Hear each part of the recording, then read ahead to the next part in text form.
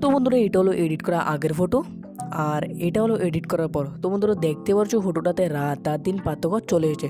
তো বন্ধুরা এই ধরনের ফটো স্ন্যাপশিট অ্যাপের মধ্যে আমরা কিভাবে করব তা আজকে এই ভিডিওর মধ্যে দেখাবো। তো চলুন ভিডিওটা শুরু করা যাক।